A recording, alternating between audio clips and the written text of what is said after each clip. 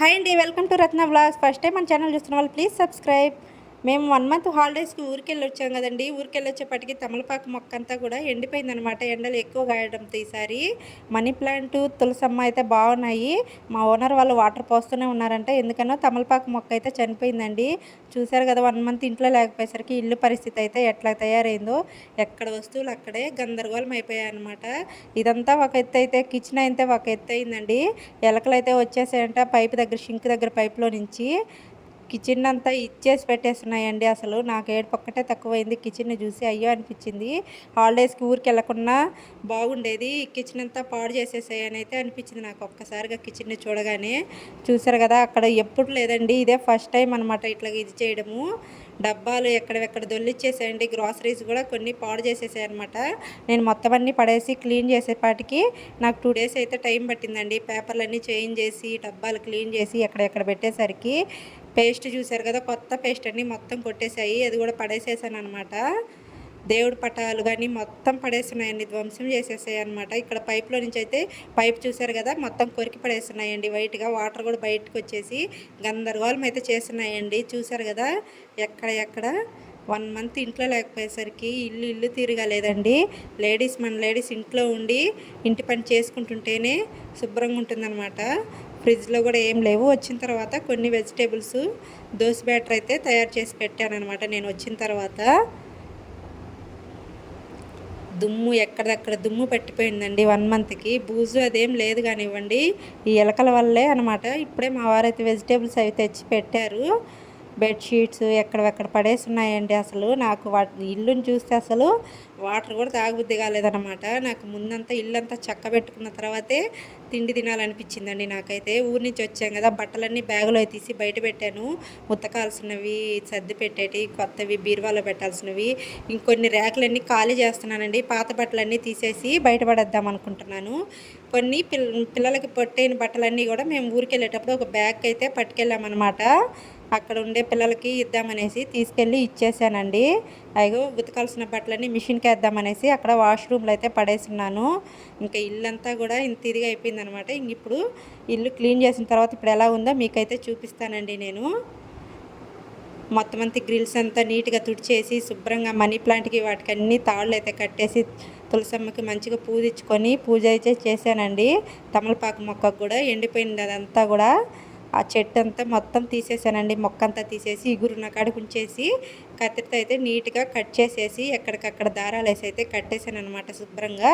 ఇంకైతే రోజు వాటర్ పోస్తే ఇగురు అయితే వస్తుందండి. బియ్యం అడిగిన వాటర్ పోస్తే తమలపాకు మొక్క అనేది త్వరగా ఎక్కువ వస్తుందన్నమాట. చూసారు కదా, త్వరగా పెరుగుతుందండి, గ్రోత్ వస్తుంది.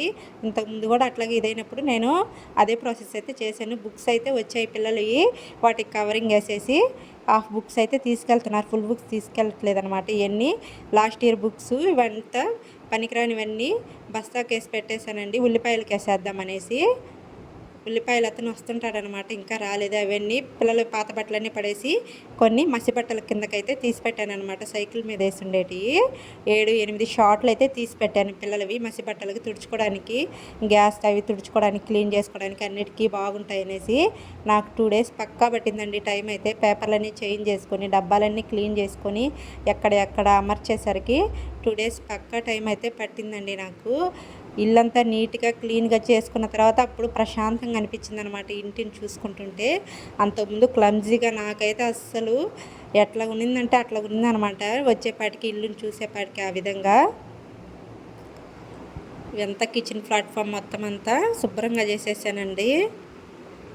ఆఖరికి దేవుడి పటాలు కూడా పడేసాయి అనమాట. నాకు అదే ఇది అనిపించేసింది. ఒక పటం అయితే పనికి రాకుండా పోయిందండి.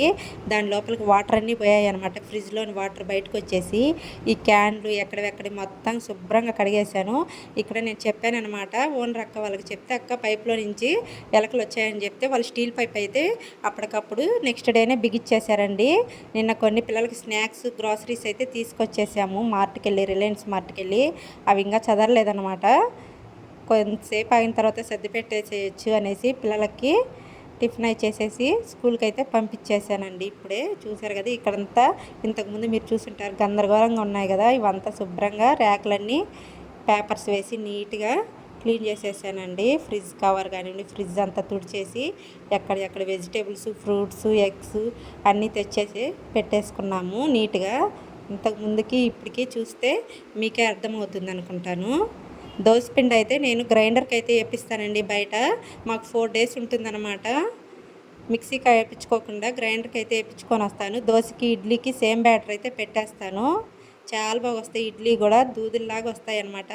వాటిల్లో అన్నం అయితే వేసుకోకూడదండి. ఓన్లీ బియ్యము, మినపప్పు, మెంతులు, కొన్ని అటుకులు వేస్తానన్నమాట.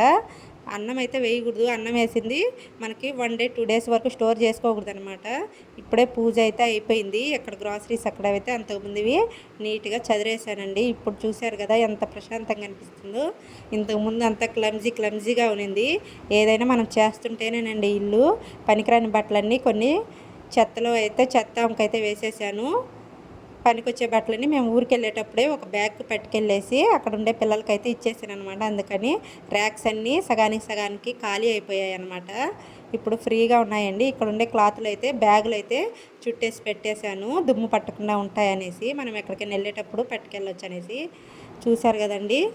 ఈ వ్లాగ్ మీకు ఎలా అనిపించిందో చిన్న కామెంట్ అయితే తప్పకుండా చేయండి. ఫస్ట్ టైం మన ఛానల్ ఎవరైనా చూస్తున్నట్టయితే ప్లీజ్ సబ్స్క్రైబ్ చేసుకోండి. బాయ్ అండి.